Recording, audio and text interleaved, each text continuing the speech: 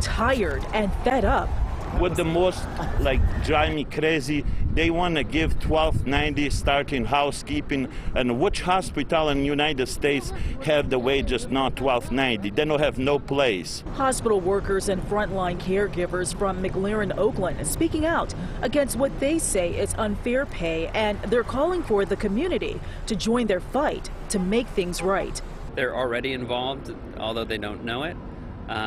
They need to know that the people that are taking care of them feel appreciated, that they're getting a livable wage. For workers, a livable wage means being able to afford things despite inflation. The fact that inflation is 8.6%, the fact that folks have not seen a livable wage in terms of market rate for their job. These workers, which include nursing assistants and housekeeping staff, are part of the union SEIU Healthcare Michigan, and they believe the hospital is using unfair negotiating practices. There's a unfair labor practice against the hospital because they've been in communication with their staff, as they do when we put in this informational notice, of saying that we're doing one thing at the table when really we're trying to take care of everybody. These workers say it's crucial that they take a stand now to demand they receive fair wages. We come do the work even when it was coronavirus, we go do everything, and when it comes to the pay, they want to give you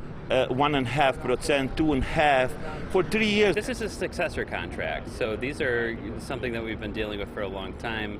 The negotiations themselves have been going on for too long, and we want to make sure that they get settled. Fox 2 reached out to McLaren Oakland, and they tell us hospitals across the country are dealing with staffing issues.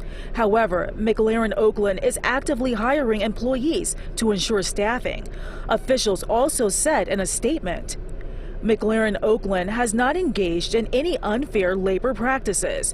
We have provided the union with accurate and factual information for negotiations as required by law.